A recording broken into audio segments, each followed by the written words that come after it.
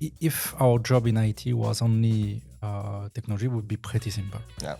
And there you add another dimension, people. Yeah. And there it starts to be pretty fun. It's very historical that Poland and France have been for a very long time historically linked, right? And the French aristocracy playing absolutely. A role in France. Yes, and that was the Polish also in the north of France, where I come from. I'm from the north. I started Aurélien alone. So I thought that from a marketing standpoint was like convincing to say &Co. I'm not alone. We all did that. Fake it till you make it. It worked. And it worked so far. We added the pieces. It worked. Okay, it's a country extremely young. When I say extremely young, it's like the population under 35. At the percentage, probably vary, but it's 65%. 65% is under 35 years old. Yeah, 60 under 30, I think. Yeah. When I say young country, it's not in history. It's like the young population is massive. Yeah. If it was not risky, it would be easy. Huh? And everyone would be there. Yeah.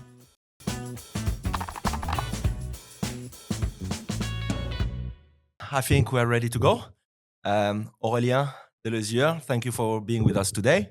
We are a little bit into an Inception episode because we are in the Webellian studio interviewing the Webellian creator and CEO by the French Tech, where Webellian is also a strategic partner, right? A lot of Webellian into that, but this is why we really want to know why Webellian is so present into French Tech.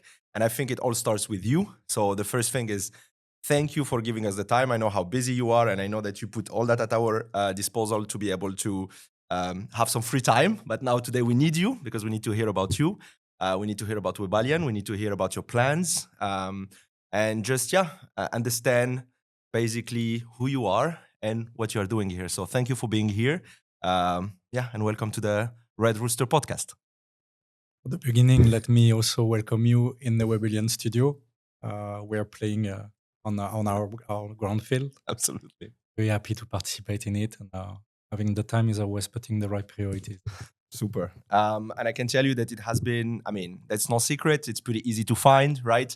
Webellian always has been very close to the French Tech since the very beginning, has also even participated into its creation.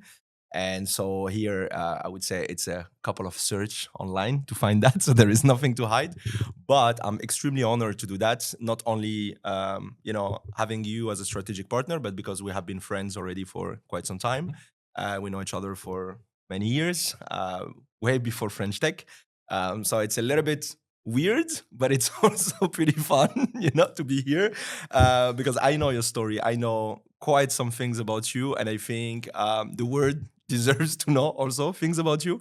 And the words will only be better, knowing things about you. So very happy to do that. Let's dive into it. Of course, we cannot start any story without talking about the person that generated the story, right? So basically, the first thing I would like to ask here, and I know, how long you can go, in the telling the stories, will be basically to share your personal story, right? And to tell us how this personal story has actually shaped Webellian, where we are today. As a kid, I think there is something fundamental that led me towards IT. I was 7 years old, and I got a gift from one uncle that was like doing computer things. And at that Christmas, probably at 2 or 3 o'clock in the morning, still alive, I was like typing in BASIC within the computer.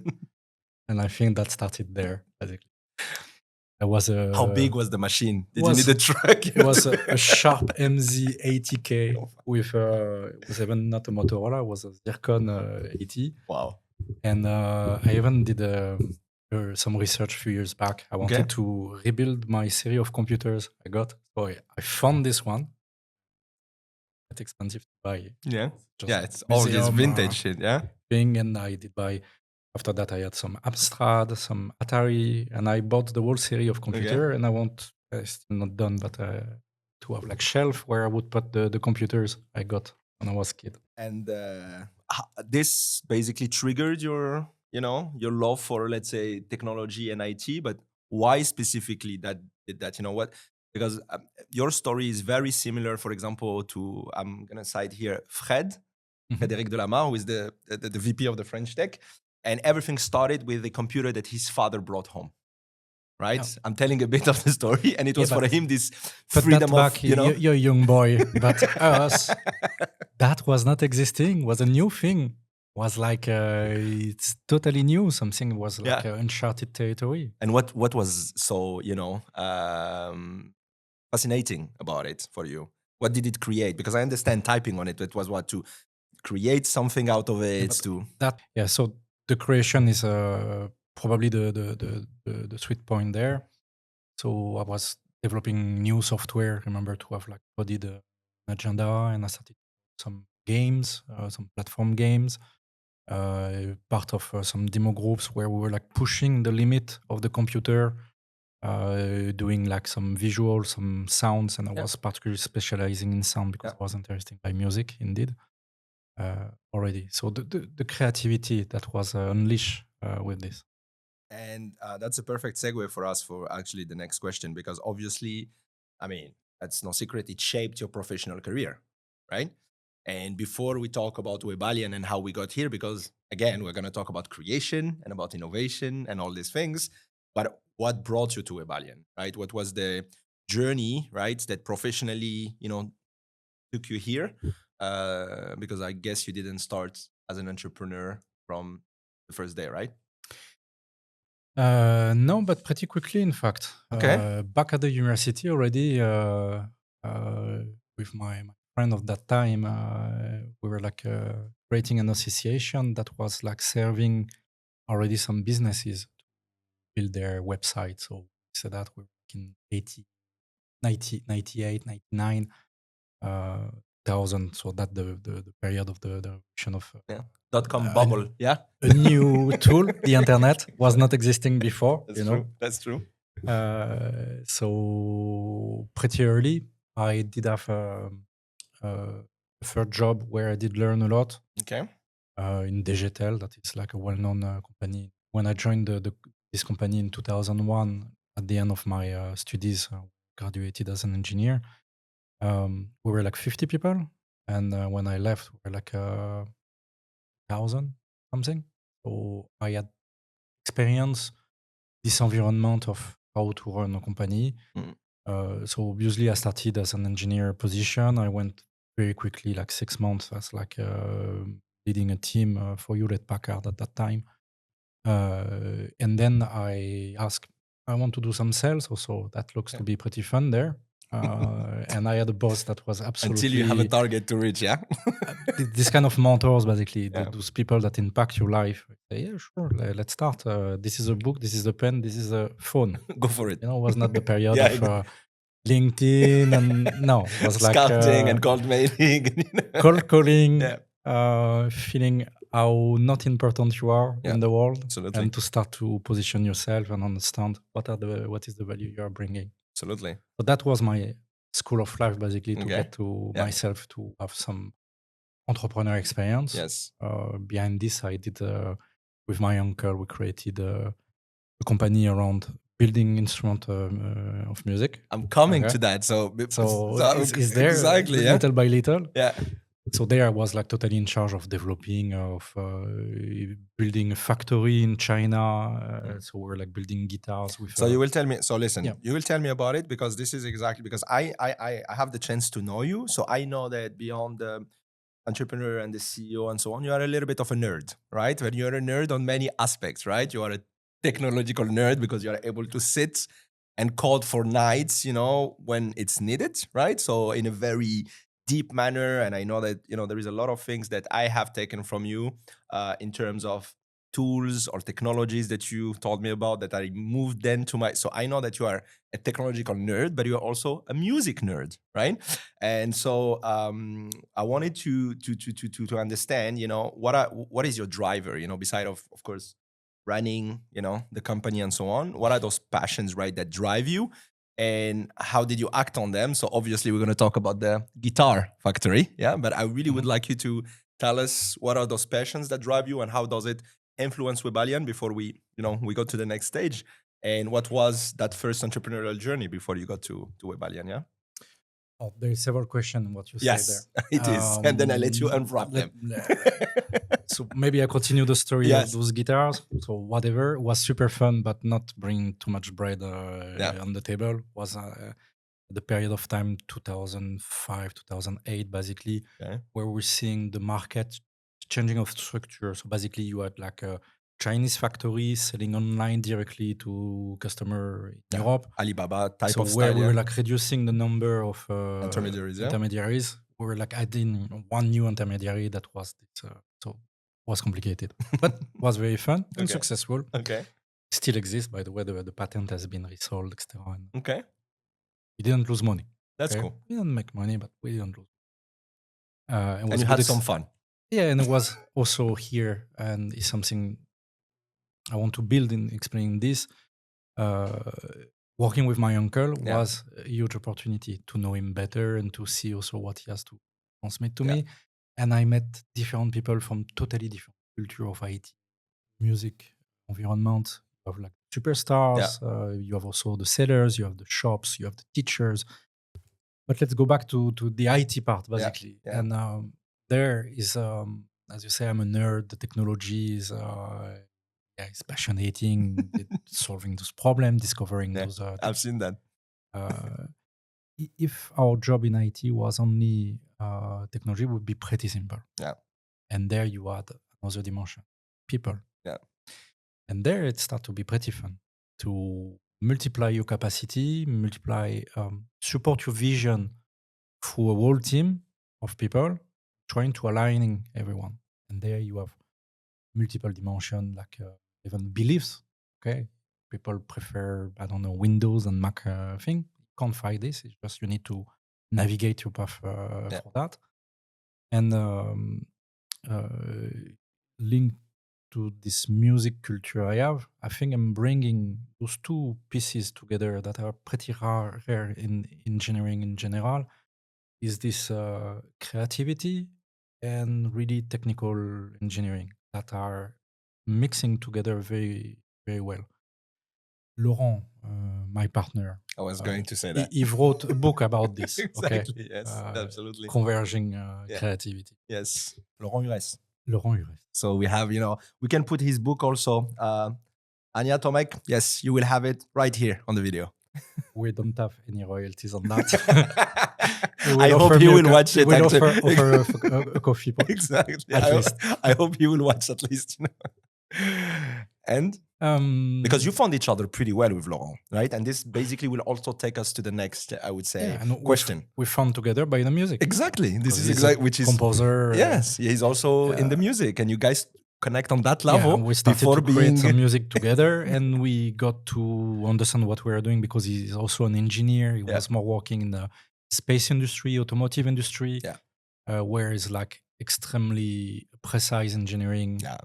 When you have to put a car together, it's not like putting piece of code together. A bit more complicated to review what you did.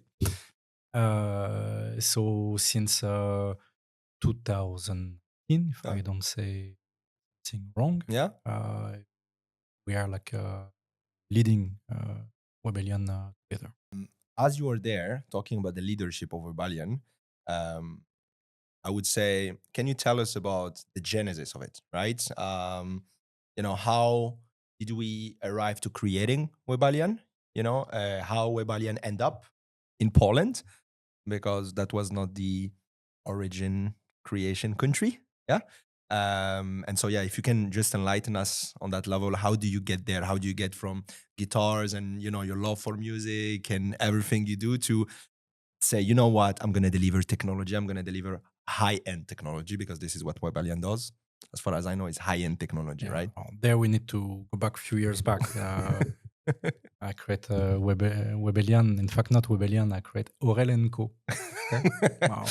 There is a bit personal. Is in 2012, basically, I have kind of big reset in my life, personal life, and through a divorce. So I came back with nothing, basically. That's how it goes usually. And I started Aurélien Co alone.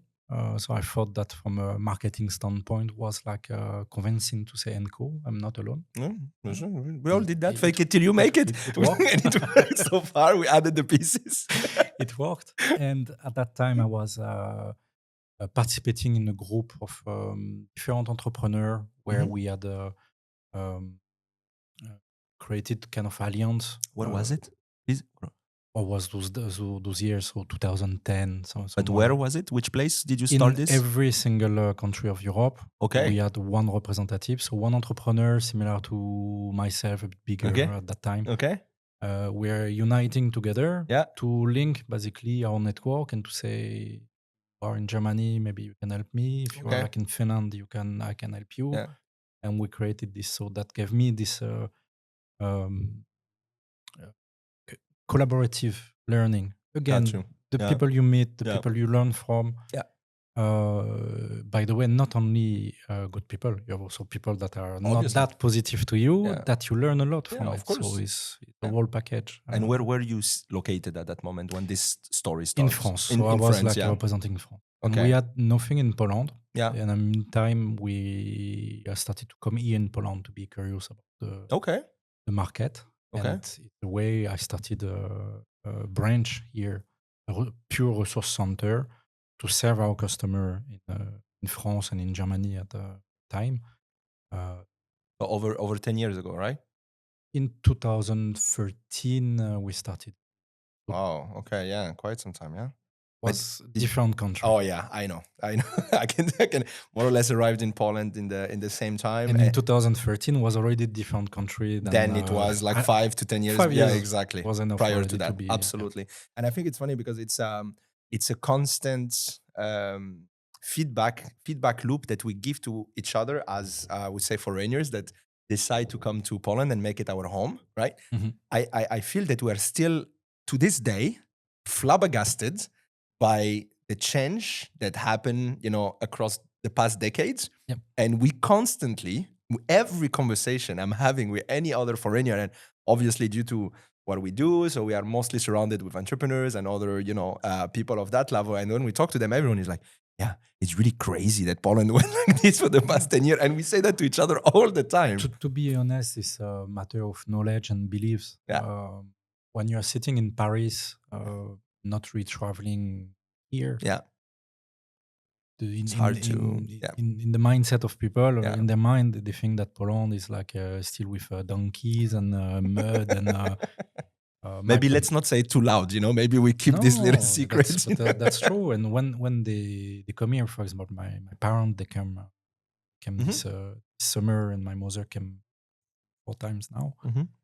She was shocked to see such like a dynamic city, modern, this little New York, basically, Warsaw, with this architecture that is like, post-war reconstructed, but you have those very high buildings that are like insane, basically. And they pop out very quickly. This is what it's... I see a new skyscraper. I'm not living in the city center anymore. Now when I go, I say that, where I am. Absolutely. It changes so quick. And talking about that, and what I like when we talk each time, again, we know each other for a while, is that you always contextualize. You always are someone that do not take things like for what they are, but you always put them into a context, right? What is the things that bring that effect on that moment? And so, if you could contextualize for us, when you start and you decide to go to Poland and push this market, right? Can you tell us basically at that moment, in that context, what was your biggest challenge and what was your biggest success, right? One or the other, or one way or the other, maybe the first success and then challenge, one on it, just to understand the context you are in personally at that moment when you are Aurélien Co. Yeah? The easy one is the success. It was the right place at the right moment. Yeah. Okay. And that you can't do anything on. Yeah, exactly. You cannot, Maybe being curious, maybe listening to people. Of course, there is a trigger, but sometimes, and here I could link music also, but I don't. I'm not going to talk about Chopin, whatever, but was playing, pianist mainly, so playing the Polonaise, les mazurkas, etc. French. Yeah. I always got Poland somewhere in my education, and I was so eager to come here. Not having any link to Poland? Zero. Okay. Just the music. Okay, that's amazing. bit fanatic of Chopin, so for sure it participate. So that's the success part. The difficulty, I would say, is more Challenge, let's say, call it, yeah? More than, Yeah, it's something that is solved because we're still here. Yeah. But it's more from the operational standpoint, Okay. not the culture, because I did work with like several countries and several culture from Netherlands, Germany, the Nordics, etc. But with Poland, we have like a very easy relationship in terms of working together. Mm-hmm. Where the difference is complementary, Yeah. so it's like balancing each other. Absolutely. But the fundamental is, I think we have the same perception of beauty and quality. Yeah. Okay, we have this touch of making things good but elegant at the same time, and you can see Polish people are dressing well. They are like it's something important in the culture, and this is the foundation, I think, that make us work very well together. So that was easy, in fact, I would say.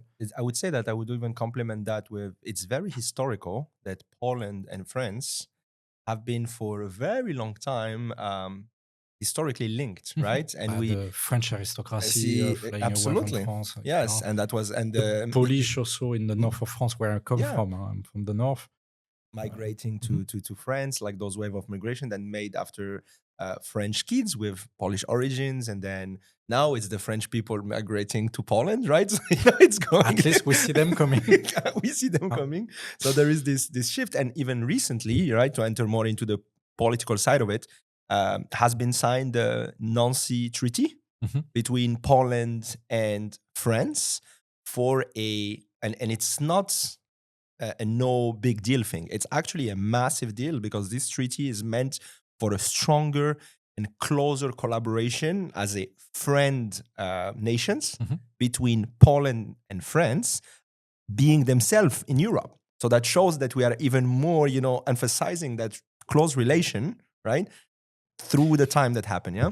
Let's say politics is not really the intent here, but it's important to say that Poland is less and less patronized and treated as mid-country. Exactly, yes. It had become real force. Absolutely. And we experience it here, yes. and having our families here, by the way. Absolutely. There is really a shift. Yeah, it is. And particularly in the context where we are.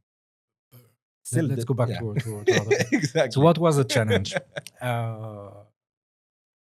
Challenge was to operationally combine two companies, one in France, one in Poland, and retaining the competition in between both. Okay.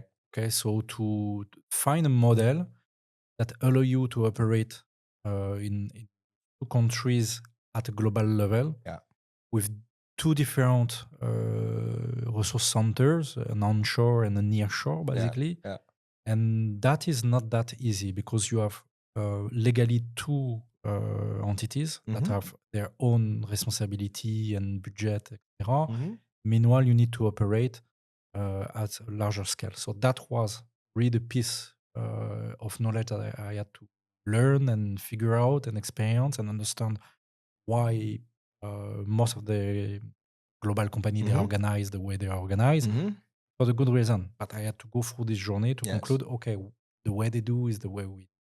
And anyway, we tackled Poland, so let's just stay into it a little bit. So, there is so many other beautiful cities in Poland, right? There is Krakow, is a big, IT hub also. There is Wrocław. There is, there is the Baltics, right? The Trójmiasto, Gdańsk, Gdynia, Sopot. Why do you choose Warsaw? I would say maybe for the practicality of it.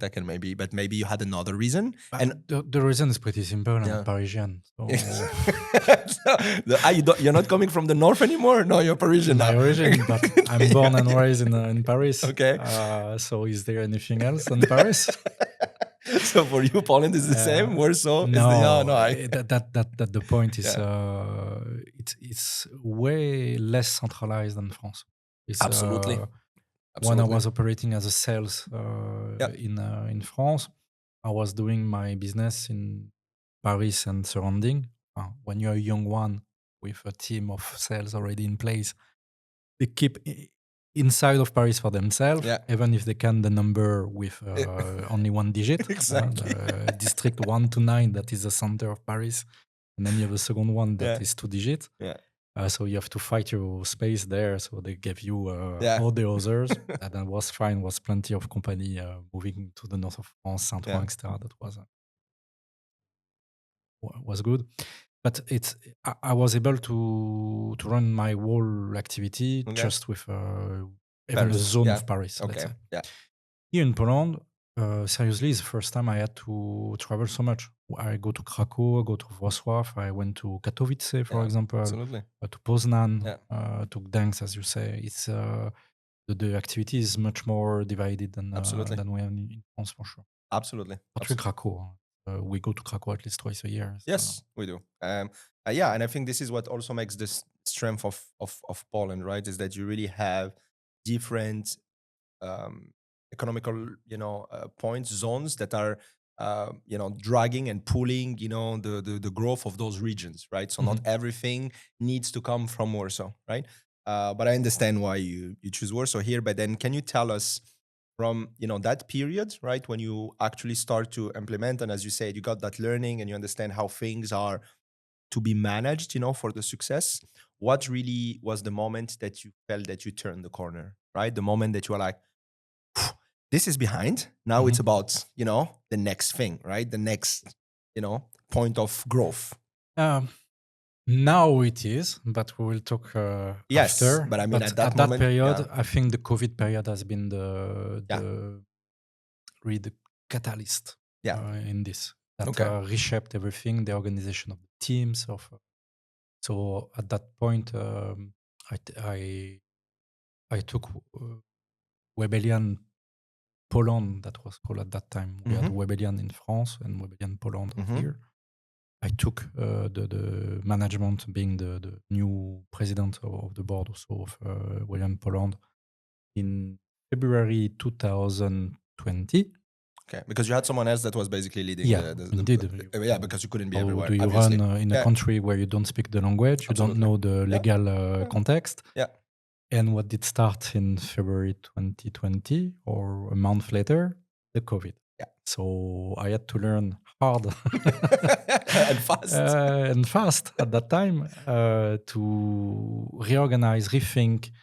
I give you one element, for example. Maybe everyone forgot about that, but doing an interview online. Can you imagine this? At that time, we're not doing interview online. Yeah. It was very rare. Very rare. Yeah. Okay? The way the remote work was organized was the totally remote was a different. dream. Wow. So that has been the last accelerator, basically, to digitalize absolutely every process, everything. We had just one caveat was the paper letter coming to the office. Yeah. So was still like a need for someone to come at least one a week to take the papers that do not exist today. To take them to the accountant. It's finished. It's very rare to have a paper coming. Yeah, exactly. Yeah. In general, it's not good news, by the way, if you get one. That's true. So that has been really the moment to change our way of working, to structure the management of Webellian, to have also the seniority of our team. Yeah. When you're a young company like this, we had people growing, and they did grow with us. We did grow together. Absolutely. Still growing. Yeah. And to give them the space, basically, to keep the company running. Absolutely. And I think also, talking from experience, the people that grow with you, it's not only about them developing personally, but they kind of need to feel that it kind of belongs to them in a way, a piece of it, right? Mm-hmm. And then they basically feel that ownership of carrying it, towards the next step. I think you would agree with me here, is that you need to generate that feeling. If you don't generate that feeling into, a team, an employee that's growing with you, you know that the development of that person, whatever this position might be, is only good for the next company and not for you. Indeed. So, and giving the ownership is not that easy. Exactly. Because most often when it's not done in the proper way, you just leave the problems in the hands of someone. And that is not ownership. Absolutely. Okay. Absolutely. So you are more like to give the processes and the people under the ownership and still supporting on the problem. Absolutely. And that's great, because now it gets me to because from everything you explained, right, from all those experiences and travels and different experiences and different professions or experiences, now it really feels that you are sitting and well seated into what you do with major clients, with high end again technology, that you have consolidates what Webellian does, on the tech market. And easy to see, we just need to open some magazines to see the ranking of Webellian, in terms of the delivery, in the tech in Poland. So that took you over a decade, right? 13 years. We just had the anniversary celebration last week. That's true. Yes, that's true. That was 13 years. So now, 13 years looking back, we did it. Now, if we look at the next, let's say 10 years, right? Let's not use 13 again. If we go towards the next 10 years, right? What are you seeing on what is your vision? Because I know, and I know you also, that you usually are the type that gives the possibility to people to express their vision, but I think we rarely ask you about your vision, right? So I would really would love, and please don't go operationally. Give me your vision. Give me that big picture that you have. Maybe the most important is what value we're bringing to our customers is I think our agility, our capacity to move faster than a bigger group, because our customers are like majors, global company of thousands, hundreds of thousands of people. So obviously comes like this infrastructure that allow us as a small fish, basically moving faster, like discovering new platform technology, whatever, to bring it in. And beside also the other leader of the industry, no shame to say that Accenture, Deloitte, probably even now Data Consulting and others are leader and big companies as well. Yeah. And we work in general beside those because we're keeping this agility on. And that, in terms of vision now, is how can we continue to scale over this 100 something people, keeping this agility and not bringing this layer of compliance and like killing basically what make us appreciated and needed Absolutely. by Yeah. our Understand. customers. That one layer. The other layer, obviously, I can't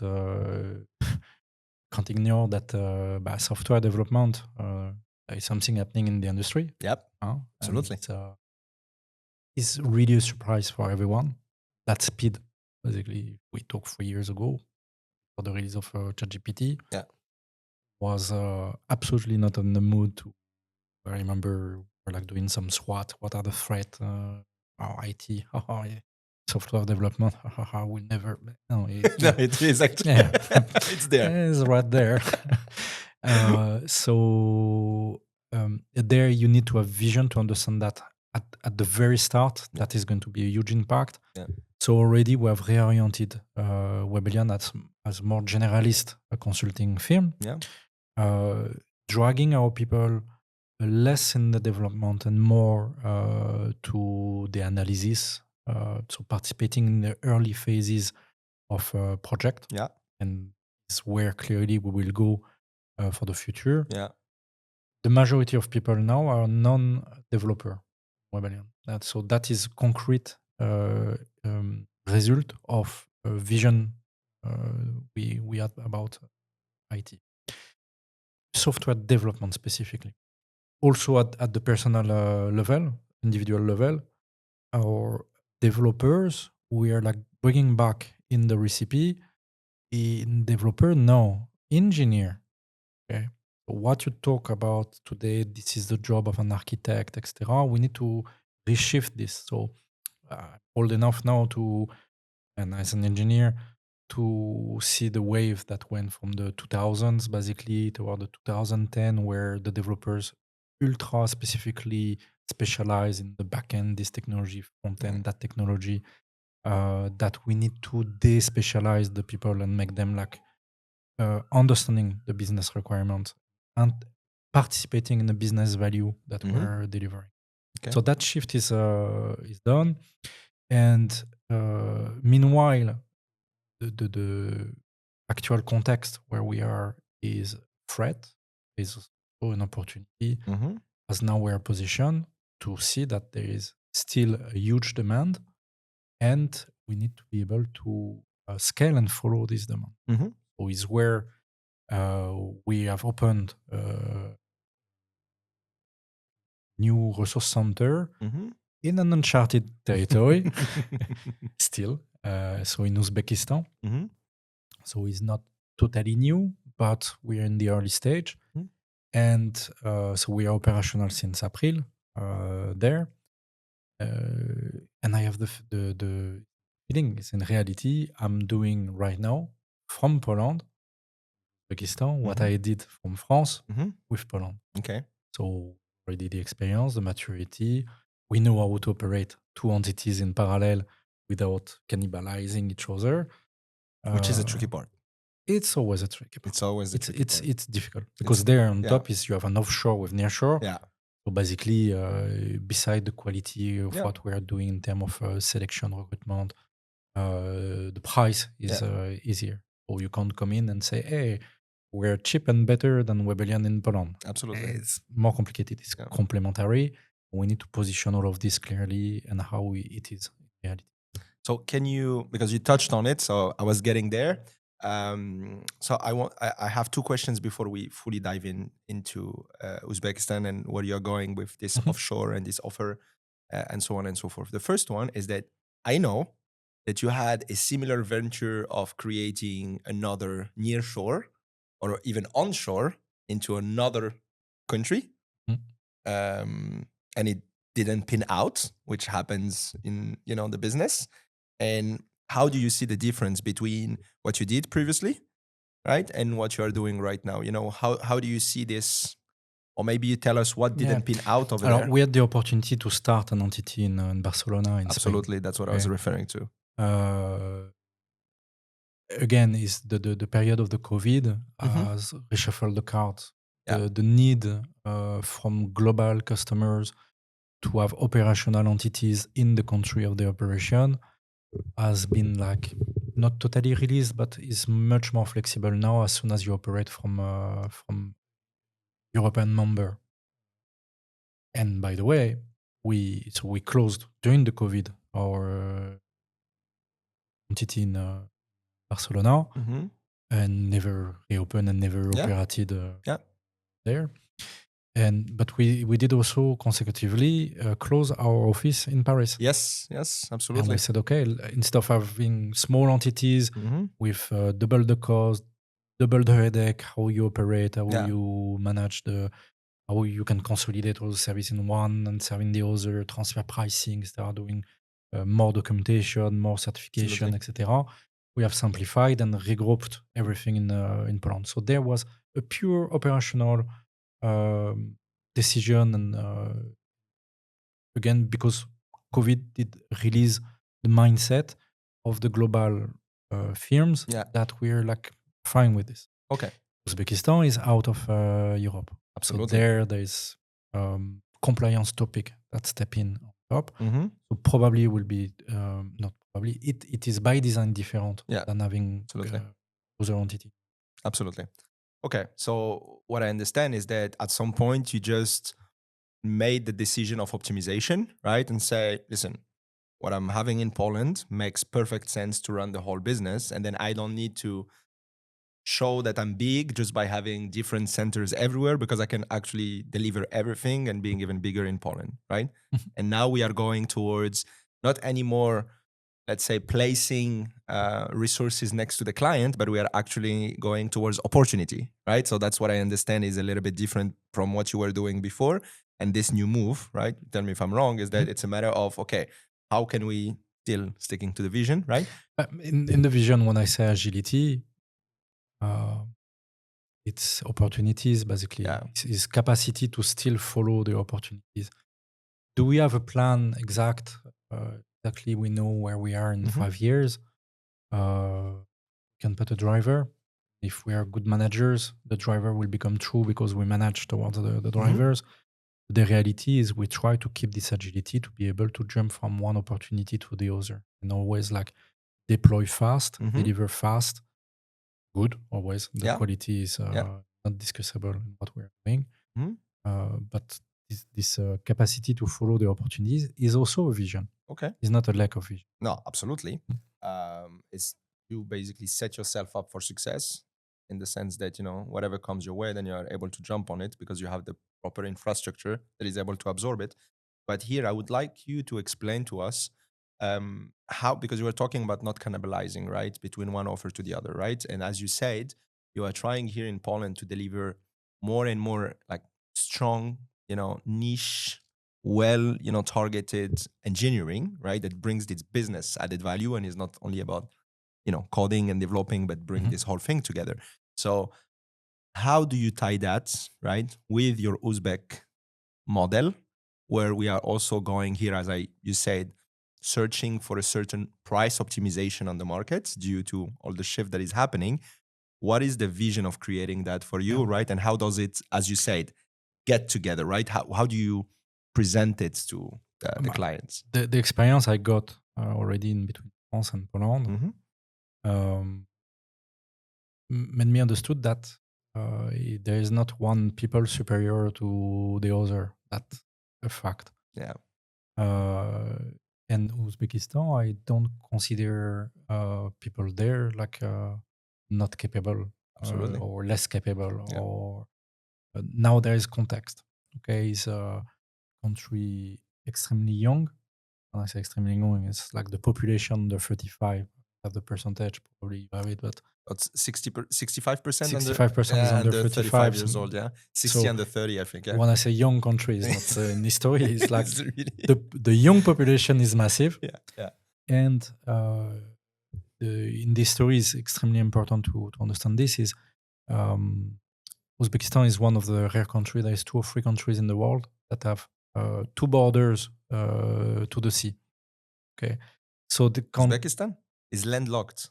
Yeah, it's landlocked. So Yeah. they have 2 borders. To get you mean to the 2 sea. borders to get to the sea? They have another country in between exactly. them Okay, and the sea. I thought they had 2 borders at the Yeah. sea. I was like, oh. And there is few countries like this. You have Switzerland, That's true. Uzbekistan. Absolutely, you're right. And what we can admire is this youth is taking the power there. So you start to have like minister. They're 30 years old, basically. Absolutely, yeah. And they have acknowledged this fact that they will not be industry heavy country. Yeah. By the way, they were like growing cotton a lot, and they had big lakes, and those lakes are disappeared today because of that. So they have reoriented their whole economy massively towards service. Yeah. IT engineering is part of it, but you have the legal, the administration, translation, whatever. Pick one service that can be the accounting, that can be done the BPOs, remotely. basically, yeah. They are there. Yeah. And so you have a population that is young also within the technology. Yes. So we will not find, of course we find, but the population of 15 years experience, expert in, I don't know, pick one technology, Java. To whatever. That's the one that's coming, yeah. There is some, but it's not there. Yeah, absolutely. The sweet point is under those mid, like 3 to 6 years experience. Perfect, yeah. There is a huge generation that has been released, and is now the machine is on its way. So is where we are. So now to go back towards this, there is no reason that we will not apply exactly the same logic. Say you developers, even in Uzbekistan and Poland, is the same program. Yeah. We need to despecialize and go back to what is engineering, because tomorrow we will have the best value by bringing the people that know from a backlog to say what need to be done and how we need to be done. The AI will assist and increase the productivity of doing it actually. Yeah. And even long-term vision, code could disappear totally. Yep. Okay, we have no codes or those AI that will be able to just display an interface and not having code be. Yeah. Long term, so not today, but already this is our driver. But it's exponentially going that direction. Yes, but we are humans. Yeah. And we will not follow this speed. Yes, absolutely. It's not doable. And the fact that you are basically, let's say, combining, as you are perfectly saying, these sweet spots that there is in Uzbekistan around the 3 to 6 years developers with your 15 to 20 years engineers here, is that a selling point somehow, to your clients? Are they responsive to that, to the fact that, Webellian providing that double layer of security of the, of the technology that you provide, but also a certain optimization of the cost and the cost is interesting, but not only the capacity to scale interesting. Super. So when you need to deploy 10, 15, 20 people, You can, that is an enabler for sure. Okay. Beside this, and again, is the way the market is going. We have customers for Uzbekistan that are mainly startups, small entities, Absolutely capable to decide fast and probably to be a bit less risk adverse. Yeah. The big groups, I have some discussion with procurement and leading groups. Very interesting. Pricing, capacity to scale, the youth that is there, curious, and somehow also influencing a country that he wants to get closer to the West. Absolutely. There's always a political dimension there. Yeah.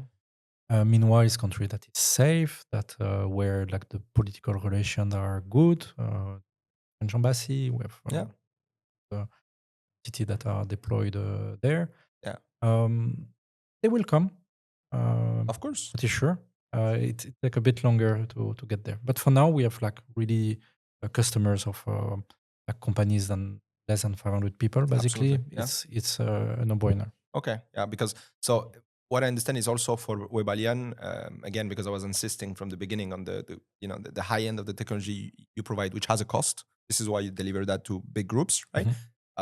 So what I understand is that the big groups look for the economics as well, no? I agree, but and when the, they do, but the cash flow is different. I got you, but the cash flow is different, right? Yeah. But then it means that you also have the capacity to, as you said, with the Uzbek branch and entity, then to open your delivery to, let's say, a lower end of the market, not lower end by what people are doing, but in terms of the capacity they have to onboard. There, I need to mention that the Polish market for us in terms of delivery, in terms of sales, is difficult because it went first. You have a currency that got way stronger than a few years back. Different reason, but we went from a 4.8 zloty per euro to a 4.25 as of today around, and that is stable for the next years to come. Is going to stay in this area, so that has been a huge pressure.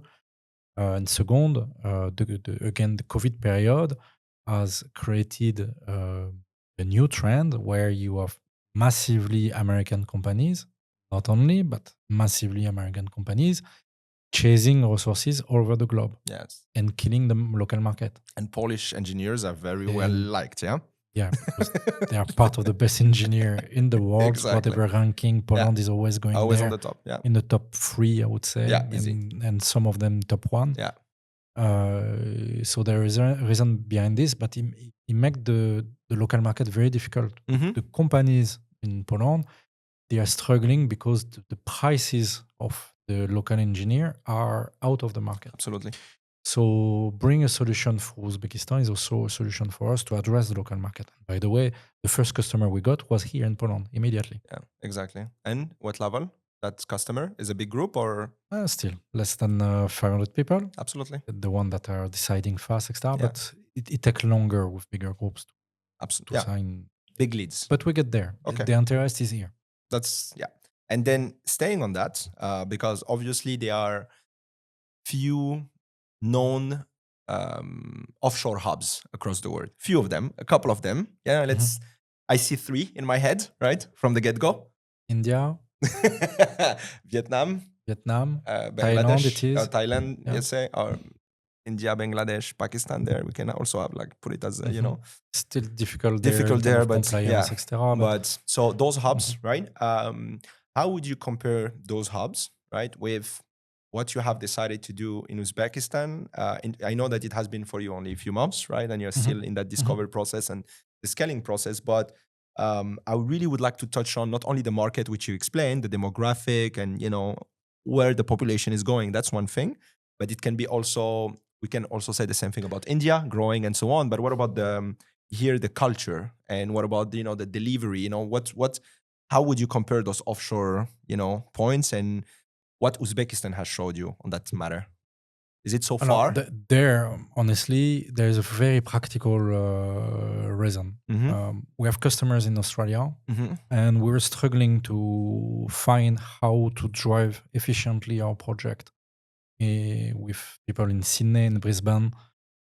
So we have like a shift of during the winter of 11 and 12 hours, and during the summer of 9, 10. Mm-hmm. That is massive. So Yeah, basically, it's it's crazy. really It's a day. It's like, yeah, absolutely. you have like 1 hour in the morning, 1 hour in the evening, That's depending. it. Yeah. It's difficult. Or you work from 4 a.m. and or to midnight, what we did for a period, but it's Mhm. not sustainable. So I wanted to recruit some people in Australia to manage locally and be able, but the same problem. How do you keep You contact the them. Yeah. track with your own people? Yeah. So it's even worse because you hire people with less experience. Yeah. We did try to see if we can send someone from us there, but it was a bit complicated. So I said, okay, we need to find something in the middle. India is very well placed. The Thailand is one also hub that is acting there. You have Singapore, etc. But Uzbekistan is replying to this problem. Okay, so we have a 3-hour shift during the summer, 4 hour during the winter. Mm-hmm. It's only 30 minutes behind India in the end. India is very Yeah, shift in terms yeah. of time. But the plane is 6 hours, less than 6 hours to go there. So it's much more accessible. It's not like a full night of traveling. So that was the central point of looking for. Then obliged to go back to the the vision from the industry service Mm-hmm. in Uzbekistan. You have a program that started a few years back, but really is in force now. Is this IT Park program, with whom we were like discussing and offering a secured environment to install, to develop, and to have like local helpers, support in everything you need, from bank, from the accounting, from the legal contractual topic about employment, and that is really a fast track. In that, in few weeks, basically, we were able to operate and recruit our first people efficiently. Super. So all of that together made us like Makes- say, Uzbekistan, why not? That makes sense. Okay. And if you look at what you have already accomplished over there, and still staying into that vision aspects of things, right? What are you seeing as a midterm vision for your Asian branch, right? Like how are you seeing that that developments to support what you're doing here? Again, 2 layers there. Perfect. First one, Webellian Asia. Yeah. There is a spirit of opportunity. So for now, we're like signing new contract, bringing new people. When I'm talking this morning, we're 12 employees there exactly. Yeah. So it's still very small team. Yeah. Okay, but it's like 3 months we're operating. It's so getting there. it's just already surprising. Exactly. But we expect to grow massively over the months to come. So we mean that we need to structure local management, leadership, engineering manager, HR, and keeping this relation with Poland, installing the same culture. Yeah. That is really the distance. So traveling some people from here there, traveling people from there here. Absolutely. Because again, go back always about the people. Yeah. If you know each other, it's totally different to have just a name on Zoom call. Makes sense. And the second layer is why limiting ourselves to Asia?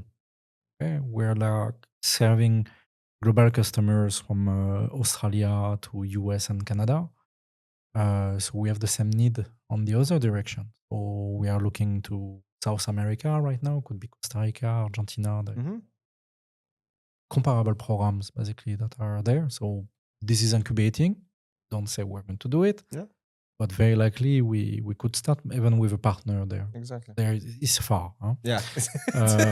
It's not 6 far. hours. But that would bring us really this around the clock Yeah. fluorescence And then service. Webellian would cover basically the whole, And it's clock required. race. We need Yeah. to develop that direction also, one step after the other. Absolutely. We will not die of by our ego, just for the fun to have this service. But we're building the service when it's needed, and you can do this because you anticipate and you know already. You have already a plan for that. Yeah. Staying on that note, you that already, basically erased those doubts when you moved from France to Poland, right? You already did that process, and you let's say destroy those barriers in the mind. As you said, you sit in Paris and you're like, oh, why would I go to Poland? So you already took that away from the head. And now you're going to Webellian. So I guess also to Uzbekistan with Webellian, with the same feeling, which is I did it already. I don't have this, prejudgment.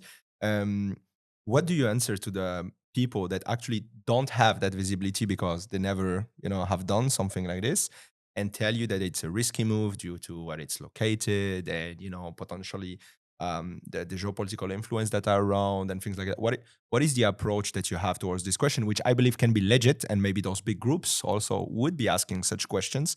How do you answer to that? If it was not risky, it would be easy. Huh? It's and everyone would be there. Yeah. So it depends on your style of management, if you are like risk averse or not. Yeah. We work a lot on compliance. So risk analysis is really one of our core capacity, and we know that the risk is contained. There is some risk, but today it's not that risk. Okay. We know that safe country, stable country, turn to the west, with a population of engineers that is growing fast. Yeah. So we take the risk. We're at the beginning, and we think that is the great move that everyone is looking for. So I think we're gonna leave that part, and I want to I want to see you grow that.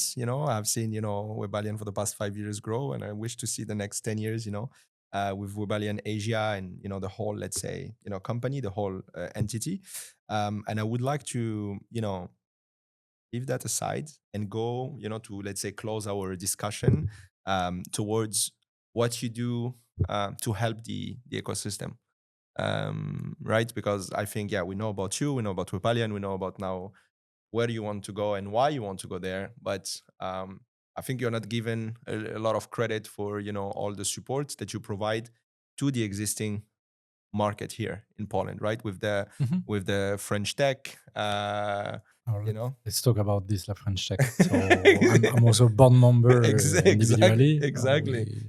And yeah, so I want the very first question is, why was it important for you, to become partner of La French Tech?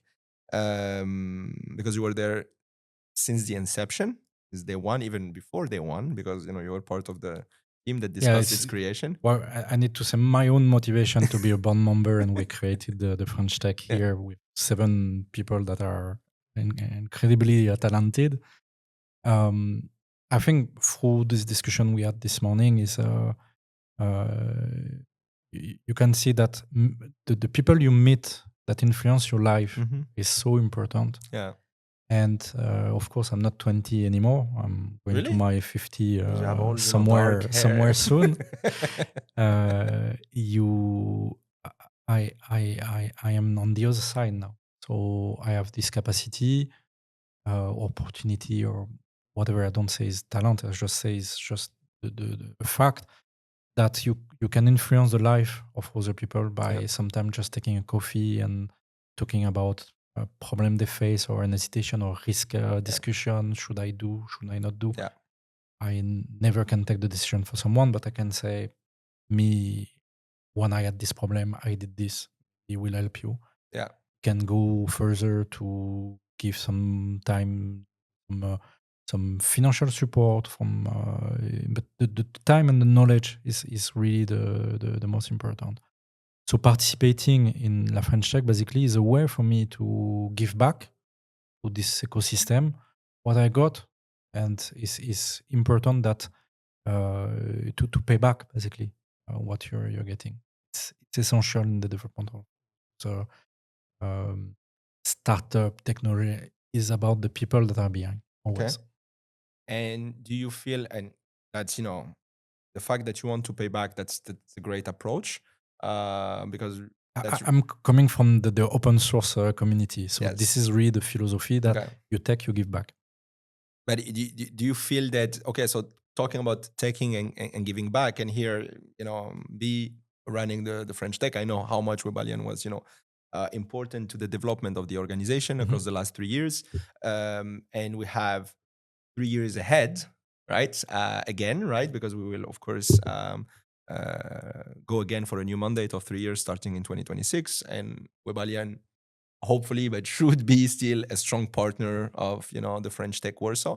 And I wanted to understand, did French Tech Warsaw give something back also to Webellian, right?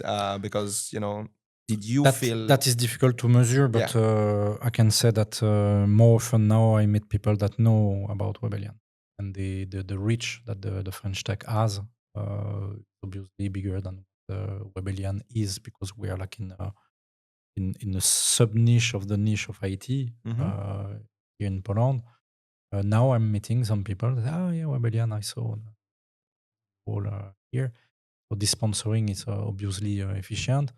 Meanwhile, being partner and belong aside for this Mazar, for example, that are like great leaders, it's always honoring to Webel. So what is good for me, it's very good to hear, obviously, right? Because, we started this together, it feels a little bit of nepotism, but who cares, right? It's good also. Democracy is good in odd number, less than 2. Exactly, in a controlled environment. This is great democracy. But for me, it's super important. First of all, I'm very proud of the fact that, we started 3 years ago, and 3 years later, we are still same team all together.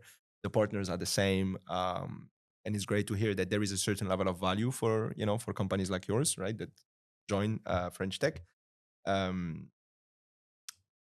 But if, you would see French Tech develop, right, in Poland, and maybe let's go even beyond that, in Europe, as a powerhouse of the world in terms of technology to compete against those two other giants that are on both sides, right? How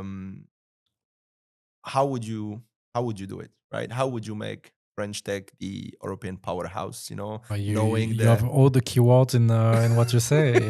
When do we have the Europe Tech? Yeah. That's the problem of scale. When you have US to name them, and China on the other side, that are like pouring tens and hundreds of billions. Individually, our countries, France, Germany, Poland, are pouring their own money, little thing. It's a matter of scale today. So uniting.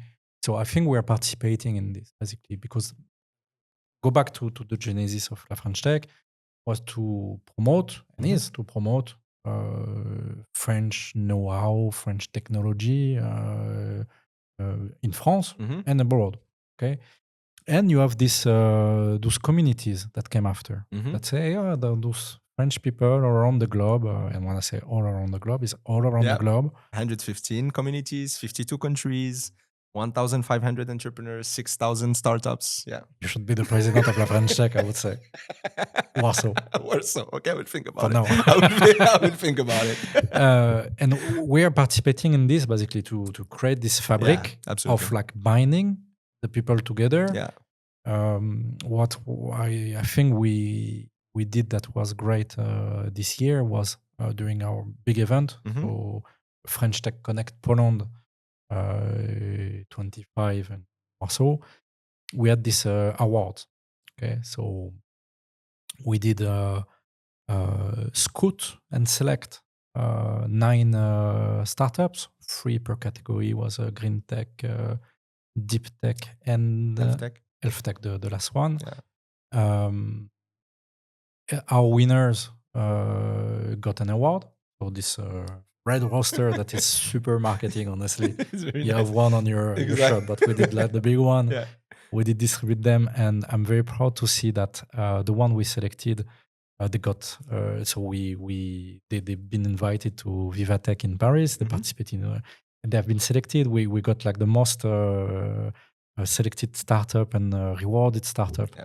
Polish one from Warsaw. Exactly. Exactly. Yeah. So that is one of the impact we have. And I saw, for example, finally, that is really great startup. They are like basically capable to evaluate your vision and the correction you need with your glasses through just the camera of your iPhone, which is crazy. This is Apple. Can we please put the finally logo here? Look at right? this is, and look at them. And they just got selected by Techstar. Yeah. In US to get funded and to open the market. And Techstar selects what? 1 to 2% of applicants worldwide.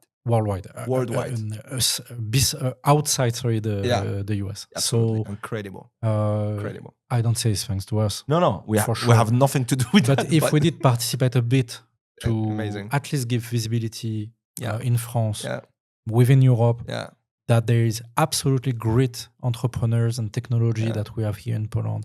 And then you can scramble all of this. You can say Finland with Spain, and you can say Portugal with all of this.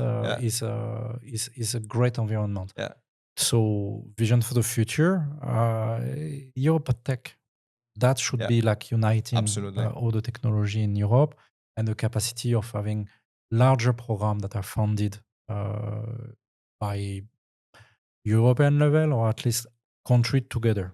So already there's a lot of initiatives, but to have it under one umbrella might be the most difficult, but the most rewarding at the end. Yeah, as usually. Yeah, the ratio reward. Yeah, that is out of our hands. That's we are just here doing our little soldier thing on the ground, and let's see what comes next. But Aurélien, after this long discussion, which was like pleasure, it really like. I think an hour and a half we are recording. It passed like 15 minutes, to be honest. I didn't touch the cheese.